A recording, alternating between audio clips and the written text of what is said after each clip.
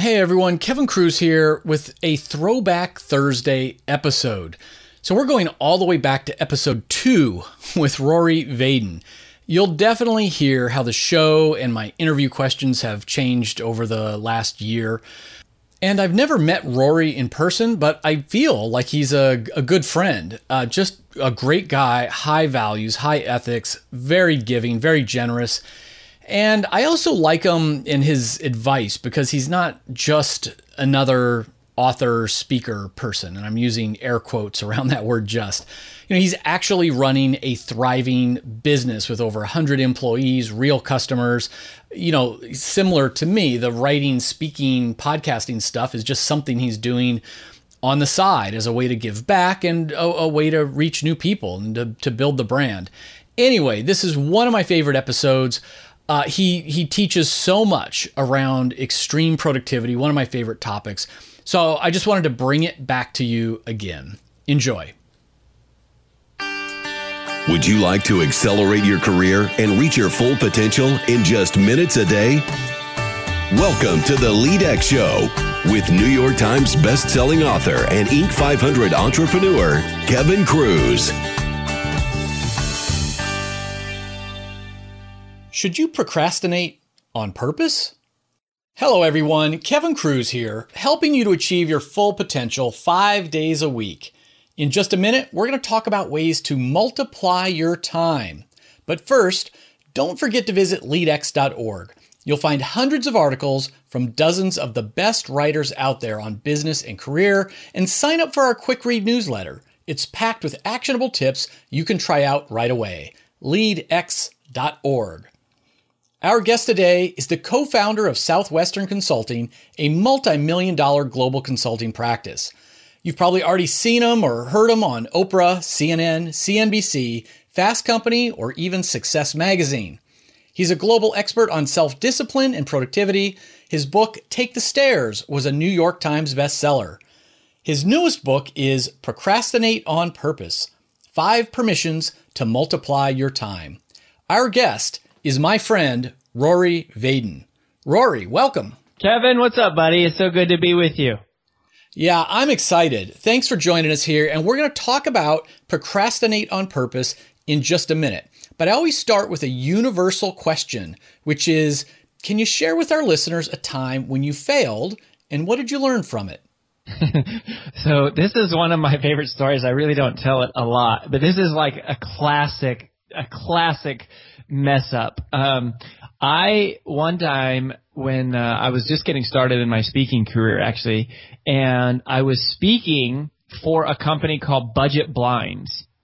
And they are one of a larger client of ours, and we do a lot with them, have for years. And so I was speaking at one of their events, and we had another client who was looking at bringing me to speak. You know, we do that a lot where we have them come watch me live.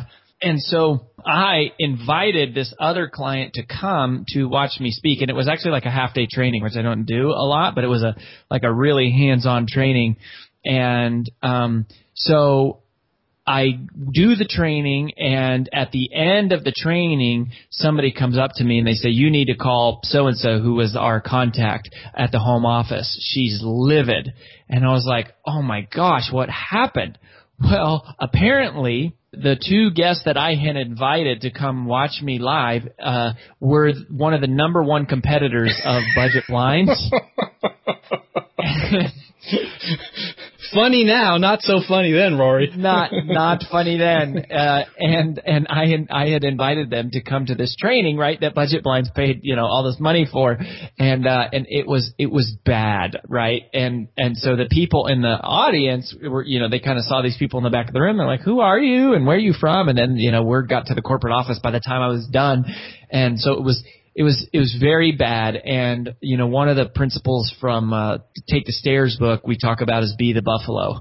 And cows run away from storms, but buffaloes charge into storms. And it's a big signature story of anyways, that was a chance for me to sort of have to be the buffalo because I was very scared. And, I just immediately had to call the client and apologize and explain how much of a doofus I was and how inappropriate it was. And I told her, I said, of course, we're going to refund you the entire amount for this training. And, that's what we're going to start with. And it's funny because I say they've been one of our longest standing clients. That was one of the very first trainings we did with them.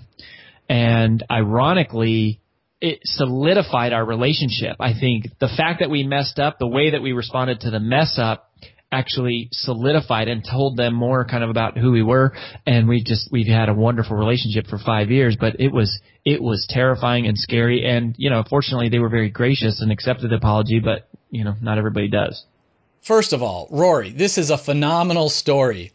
Usually guests give me something safe like, I showed up to work 5 minutes late. I should have left earlier. Oh, no, this is epic fail. This is epic fail. You are so vulnerable sharing the story. What a great lesson, though. The service recovery actually strengthened your relationship. You turned it into something that strengthened the bond with the client. That's awesome. Yeah, well, I mean, we talk about it that, cows, when a storm is coming from in Colorado where I grew up, we have both buffalo and cows, and it's sort of unique that's a very unusual topographic landscape to have those two animals. And when the storms come from the west and they roll towards the east, and cows try to run away from the storm. But the storm catches them rather quickly, and the cows continue to try to outrun the storm, but instead of outrunning the storm, they run with the storm, and it makes it worse. But buffalo wait for the storm to cross over the peak of the mountain, and then they charge directly at the storm, and by running at the storm, they run straight through it, which minimizes the amount of pain and time and frustration from that storm. And part of the insight here is, that problems that are procrastinated on are always amplified. It makes it only worse. So sometimes, when you screw up, you got to be the buffalo. You got to charge head on into the storm. Listeners, you're getting a bonus too. You listen to that story and you'll know why Rory is considered one of the best keynote speakers on the planet. If you're in a position to organize a meeting or event, you're getting a whole lot more of that kind of storytelling, that kind of high impact, if you're going to bring Rory in. Now, Rory, I know you didn't want me to be pushing you like that, but... No, go ahead. It's incredible. Continue on. Promote away, Kevin. It's fine. Let's promote away on your most recent book, which is Procrastinate on Purpose, 5 Permissions to Multiply Your Time. Now, we don't have the time on this show to get deep into the 5 permissions, so maybe you could just summarize them. You talk about it as a focus funnel. So walk us through the focus funnel. Yeah, so basically the focus funnel is our attempt to sort of create a visual depiction that codifies the thought process that multipliers go through when they're evaluating how to spend their time. And there's some deep psychology to this that maybe we will touch a little bit on, but just to cut to the focus funnel is if you picture a funnel at the top end where it's really wide, that's all of your tasks, your emails, your to-do items, all coming in the top of the funnel. Well, at the top, the very first question they ask is, can this be eliminated? Is this even worth doing? It's the permission to ignore. If it can't be eliminated, then it drops down to the middle of the funnel, which is, can it be automated? Which is the permission to invest. One of the things that we talk about is how automation is to your time what compounding interest is to your money. And so we can dive into any of these that you want a little bit more, but just to keep going for the high level. So if you can't eliminate it, you can't automate it, then that task falls to the bottom of the funnel, which is delegate. That's the permission of imperfect, and realizing that 80% done by someone else is better than 100% done by you. And if you can embrace the permission of things being a little bit imperfect for a short term by somebody else doing it, then that's going to multiply your time in the future. So if you can't eliminate, automate, or delegate a task, then it falls out the bottom of the focus funnel. And at that point, there's one remaining question, which is, must this task be done now, or can it wait until later? If it must be done now, then it shoots off, the way we show the diagram is down towards the bottom left, which is concentrate. That's the permission to protect.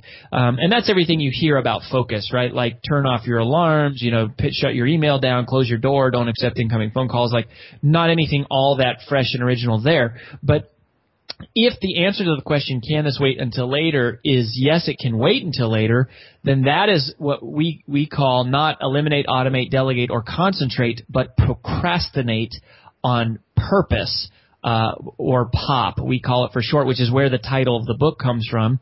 And in that case, we call it the permission of incomplete, and you're going to pop that activity back to the top of the focus funnel. So you don't procrastinate on it forever, but you pop that activity back to the top of the focus funnel, and it enters into this holding pattern where it cycles through the focus funnel until at some point in the future, one of the other 4 strategies, eliminate, automate, delegate, or concentrate, will eventually get executed on it. I love that. It's a great, great system. And you did say there's some psychology involved in this. And in fact, one of the smartest productivity things I've ever read, I've ever heard anyone say, is your statement that the way you multiply time is by giving yourself the emotional permission to spend time on things today that create more time tomorrow. So unpack that for our listeners. Yeah, so there's really 2 parts of it, right? Because when we talk, like my TED talk was called "How to Multiply Time." The subtitle is 5 Permissions to Multiply Your Time. People often think that it's a superlative or an exaggeration, but when anyone from Southwestern Consulting says multiply time, we mean it literally. We mean it empirically. So it is true that there is nothing you can do to create more time inside of the construct of one day. We all have the same 24 hours, which is 1,440 minutes and 86,400 seconds. But that's exactly the problem, is that most of us live in what we call the urgency paradigm, which is basically we evaluate things by comparing it to what else we have to do that day. We wake up and we say, what's the most important thing I have to do today? But what we discovered is that's not how multipliers think. Multipliers don't think about today. They think about tomorrow and the next day and the next day, something that we refer to as the significance calculation. And so, if you think of Dr. Covey's time management matrix, which was really popular when, it's the y-axis is importance and the x-axis is urgency. Well, that's really good stuff, and it's, probably the most copyright infringed upon methodology of any in the world. But this is different because, and if you think about, Dr. Covey wrote the book 7 Habits in 1989, and you got to think about how different the world is today from the year 1989, and you can't use yesterday's time management strategies to solve today's time management challenges. And so we noticed this new type of thinker has emerged, these people we call multipliers. And so while most people make calculations like they score their tasks based on importance, which is how much does something matter, and urgency, which is how soon does something matter, multipliers have unconsciously made a third calculation, which is significance, which is how long is this going to matter? In other words, how is this going to matter tomorrow or the next day or the next day? So they break free of the urgency paradigm, which is this sort of 24-hour paradigm, and they realize that instead of trying to get the most volume of tasks done inside of one day, they need to only get the 1 or 2 tasks done today, but they are the ones that create more time tomorrow. And the significance calculation changes everything. You multiply time by spending time on things today that give you more time tomorrow. Brilliant. Love that stuff. Now, I'm not as eloquent as you, but anyone who's worked with me a lot, they'll hear me say, I talk about small variables and big variables. And what I mean is in any formula for getting something you want, for achievement, for success, a project, there's usually a couple of big variables where you just have to get those things right. And then there's a lot of other variables, and they're in the formula, but they're not going to change the final outcome that much. So often, I'll say to someone, small variable, not that it's going to be, anything significant. So you just move on. So I just love that mindset. It's so powerful. So let me ask you, Rory, a couple years ago, when I was doing my own productivity research, I surveyed thousands of people and said, what's the number one thing that's getting in the way of your productivity?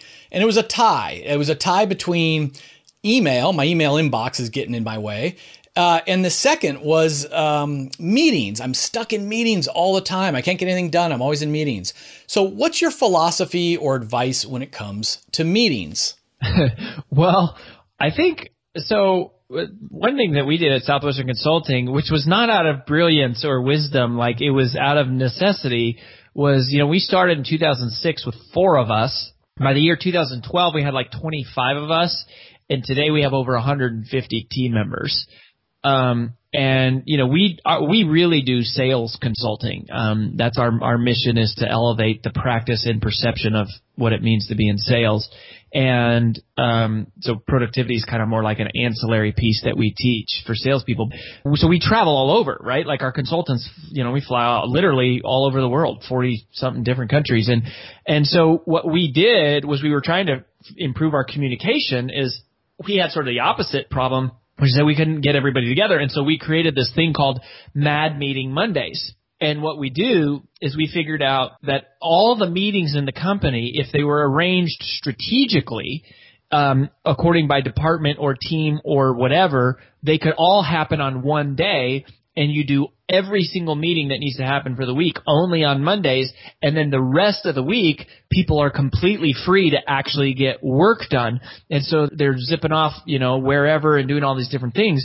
But if you were able to coordinate, people plan meetings sort of arbitrarily, right? Some leader of some department says, oh, I need a meeting for this. And then some other leader in another department says, I need a meeting for this.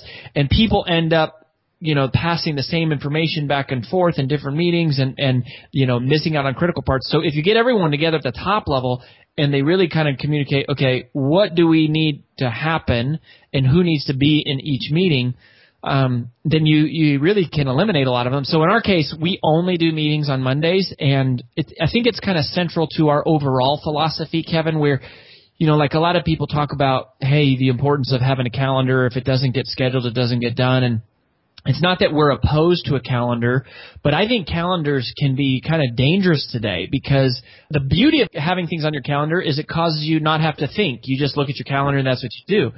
The danger of a calendar is it causes you to not have to think. And so you end up going to meetings just because you're in meetings, because you always have a meeting at this time. And so what we do is we kind of promote, on any given day, you should take everything that's on your calendar and throw it off your calendar, and then make it fight to earn its way back on. And if there's not a reason for it to be there, then you give yourself the permission to ignore and you eliminate. That's the number one way to multiply time, is anything you say no to today multiplies time tomorrow, because it prevents you from spending time that you would otherwise be spending. Brilliant stuff. I thought it was innovative when I heard companies, more and more they're adopting like one day a week as their maker day, no meeting Wednesdays. And it's a popular idea in Silicon Valley, to just have one day to be your maker day. You got 4 maker days with this approach, which is awesome. So Rory, before we wrap up, I always like to challenge our listeners to become 1% better every single day. So is there a specific thing you can challenge our listeners to try out? Yeah. So I thought about this, and there's a lot of things that would be good, but one thing that's super simple, but most people won't do it, but if you do it, it'll change your life, is to read every single day. Read something, like something positive, some type of business, whatever. Read something every single day, whether it's a book, a piece of, part of a book or a blog or an article. And I'm just convinced where it's like, everyone I meet that's so brilliant, it's like, they are really smart people, but for the most part, they are just synthesizing and then forwarding ever so slightly other things that they have read. And so they're more like they have assimilated and compiled a lot of information. And that's what inevitably makes them great leaders or great influencers. And just most people don't read after their formal education, but the wealthiest people and the biggest influencers, a large majority of them do that every day. Great wisdom and a great thing to practice. It's lasted for centuries. Rory, I think it's more critical than ever before, because the pace of change is now so fast. Reading is one of the only ways, certainly one of the most efficient ways, to take it all in and to synthesize it and to stay up on things. Would you agree with that? Well, yeah. That's what's so crazy. And I do, read some articles and things, but I tend to really like books because a book, you might go, well, hey, is it outdated? Because by the time it's published, even the manuscript was probably written 18 months before that. But the thing about a book is most books take 10 years of somebody's life, or maybe 50 years of somebody's life, and 10 years of research, and then they distill all of that, and they edit it, and they work it, and many people review it before it ever actually makes it into that book. So you're really getting some concentrated ideas, and I think that's just super powerful. So I write on my blog a couple times a week and do a podcast once every week. And one of the mini blog series that we did was called The 7 Realizations of Rich People. And reading is like one of the things, just that statistically, if you do it, like your income is going to find a way to go up. So just do it. Love it. Just do it. Just read. Rory, what's the best way our listeners can find out more about you and your work? Best thing to do is go to roryvadenblog.com. I do a podcast every week. You can find that. That's there. I write every Monday and Friday. We have a free ebook, which is 56 quotes from our first 2 books, Take the Stairs and Procrastinate on Purpose. So if you go to roryvadenblog.com, all that's there. There's a bunch of free webinars. I mean, there's tons. It's just like this archive of all sorts of free stuff. So that's where I would go. All right, friends, you've just been mentored by self-discipline strategist Rory Vaden. I got to tell you, my second favorite productivity book is the one I wrote, 15 Secrets.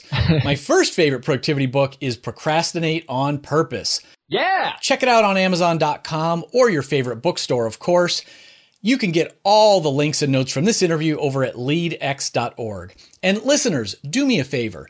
If you got just one new idea from listening to this show, hop on over to iTunes, click the subscribe button, and leave a short, honest review. Until next time, remember, leadership isn't about authority, it's about influence. We are all leaders. The question is, what kind of leader will you be?